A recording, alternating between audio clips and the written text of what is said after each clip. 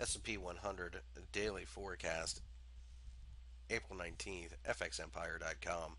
Looking at the S&P 500, you can see that we definitely had a negative session during the trading hours on Thursday. But having said that, when we popped through the 1540 level, it did act as support.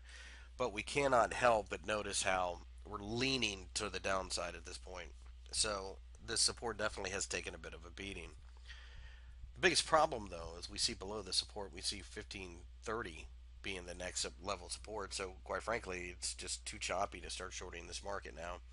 And we definitely see 1500 as having an effect on the market. So, we still think the idea is to buy supportive price action at this point in time. But we have not seen anything substantial enough in order to do so. When that candle comes, we're more than willing to start buying, as it should be relatively easy to notice that all indices will be going um,